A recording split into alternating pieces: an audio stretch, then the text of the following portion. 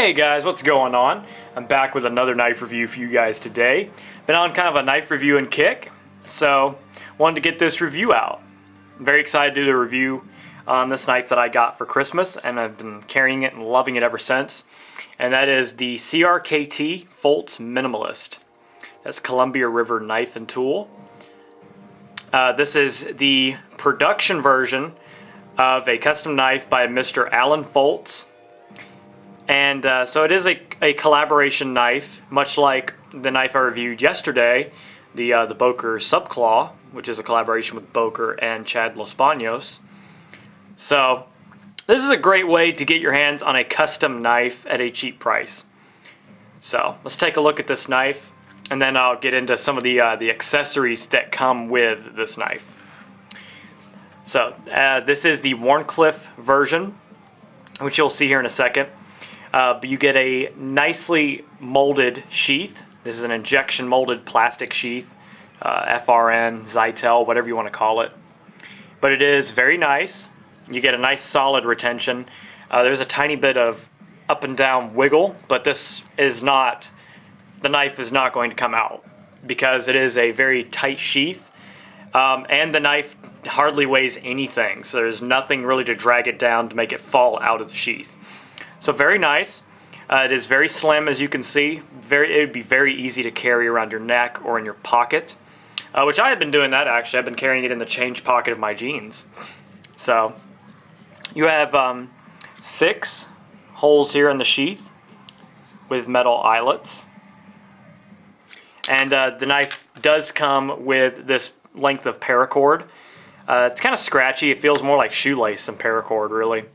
So I would recommend replacing it with actual 550, just because, like I said, this is kind of scratchy. But you do have that option to carry it around your neck.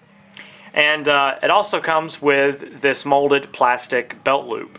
Now it's just a loop, so it's not a clip, but you can attach it either this way for a vertical carry, you know, like in the waistband, which I have carried it like that. It is very comfortable, either inside or outside. And you can mount this sideways, so you can have a vertical carry.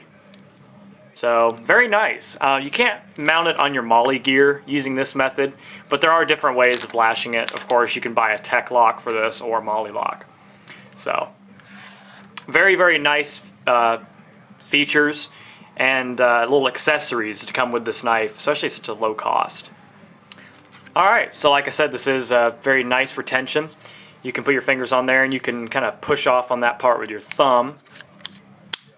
It's a very solid snap. And as I said, this is the Wharncliffe style, as you can clearly see. This knife does come in 2 other blade designs. It comes in kind of a recurved Tanto design, and it also comes in a Bowie clip design.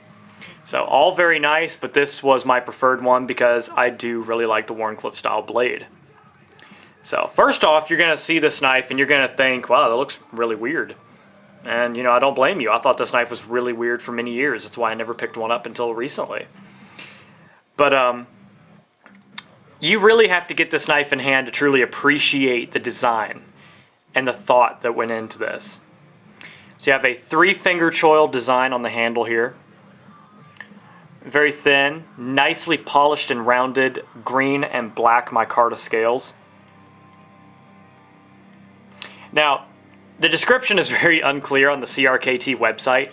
It says resin-impregnated fiber. So that just leads me to believe that it is micarta, because that is the process of making micarta. So it is very nice. Like I said, it is layered green and black. Both sides. I think it looks very nice. Mounted inside, or I'm sorry, I can't talk tonight. Mounted on the knife with 2 tiny Chicago screws. Chicago style screws, but they are Torx bit. So you can take the scales off completely and replace them with your own custom G10, micarta, carbon fiber, titanium, whatever you want if you want to replace and customize the scales. As you can see, full tank construction. There's that nice Wharncliffe style blade. CRKT stamped on that side. Folts Minimalist. And down here, that's just the model number. 2385. That is the model number of this version. As you can see, the blade stock is very thin, which it's going to make it a nice slicer. It also has a very slight hollow grind down to that cutting edge. The entire thing is bead blasted, which you guys know that I do not prefer, and I'm probably going to polish it after this review. So stay tuned for videos of that. But very, very nice design on the blade, and the jimping up top I'm really impressed with. You guys know I love jimping. You can see the jimping doesn't look like much because it's very small. I like to call it micro jimping. Very, very small, much like the jimping on the Mannix though. But that jimping really locks in your thumb. You can probably see the marking. You can see the mark on my thumb from it. So I mean, your thumb is going to slip forward just a little bit, so it's not as aggressive as Mannix jimping, but it is still the best jimping I've had on any knife in this price range. Which, by the way, the MSRP of this knife is $35. But, you know, nobody pays MSRP. You can get these on Amazon all day long for $18.99, which is what I got it for. So, very, very, very acute tip. Very, very sharp. The knife came adequately sharp, but I did touch it up on my sharp maker, which is why it has that partial mirror polished edge. Very, very sharp now.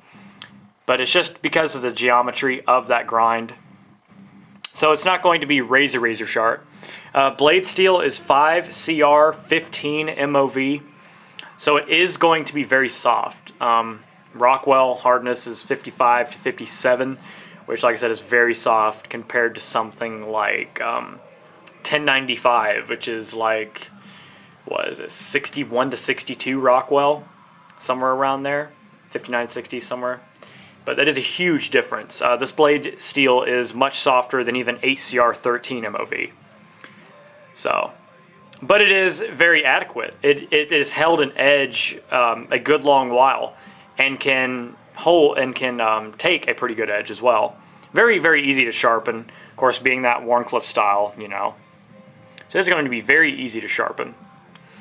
Back here, you see those two little holes drilled out. This knife does come with this little box stitched lanyard. This tiny cord. Very, very small. But it does come, and it is attached to the back of the handle, which does offer, you know, a tiny bit more grip. But it got in my way when I was carrying it inside the waistband, so I just cut it off. It's not really needed. It's nice that they offer it. But the absolute main attraction, I guess you could say, or the main selling point of this knife, is the unbelievable comfort, which is what most people talk about when they talk about this knife. It's unbelievably comfortable. Your fingers, like as cutlery lover would say, your hand just melts into this knife. And I have pretty big hands. I mean, I wear a large to extra large glove, but my fingers just absolutely melt into those choils. Now, since they are, now needless to say, you know, your hand is not going to slip forward in this design. So you can do all the, not hit the camera, you can do all the tip work you want, and your hand is never going to slip forward on this blade. So you don't even need this jimping up top, but it is nice that they offered it, and it is very functional. But it's just absolutely amazingly comfortable. One of the most comfortable knives I've ever owned. Just the ergonomics are incredible. Alan really outdid himself. Now, the reverse grip ergonomics aren't as good. So, you know, if you wanted to employ this in a quote-unquote tactical or whatever defensive role, maybe you could. You know, this is also a good knife for last-ditch self-defense. It was kind of marketed for EDC or light bushcraft. Can't really see it in those roles. Maybe you could make feather sticks with it. But really, this is, in my opinion, just an EDC neck knife / last-ditch self-defense. Perfect for people with small hands, or maybe women with small hands. Carry it in your purse or around your neck. You know, it's very non-intrusive. But you don't even know it's there. The knife itself, the whole knife weighs 1.1 ounce. With the sheath, it's 1.6 ounces. It's incredible. So you don't even feel this there. Like I said, very, very positive feedback. Very nice click. That blade is not going to fall out of the sheath at all because of the nice molding. I would like to make a custom Kydex sheath for it. It's going to be a lot better material. Polish it up, perhaps put some custom G10 scales on it, maybe peel ply. But yeah, and also the fit and finish is incredible. All the edges line up with the scales and the frame of the knife. The only complaint really that I would have is that the scales are smoothed. They're polished scales. As you see, they're rounded. There's no sharp edges anywhere. So this is very comfortable, but I would prefer to have a little bit more grip. That's why I said I'd probably put some peel ply G10 on there. But I mean, with the finger choils, you really don't need any. So this is just an incredible knife. Great slicer. Great package opener. Let me see if I can get some paper to do a cutting demonstration. Does need some touching up, but it is adequately sharp. So it does have a small catch in the blade, but you get the picture, guys. This is going to be adequately sharp for most of your cutting tasks, which is going to be cutting cord, string off of your clothing, opening up packages, and that's where this knife is going to excel. But incredible knife. Like I said, you can get this on Amazon for $18 right now, which is an incredible deal. One thing I did forget to talk about, blade length. Blade is exactly 2 inches, and overall, this knife is only 5 inches long. That's incredible. So this knife is going to be legal in just about every single state. So no worries there, but like I said, this is just an incredible knife for the price. Let me just quickly compare it to my all-time favorite neck knife, the SE Azula.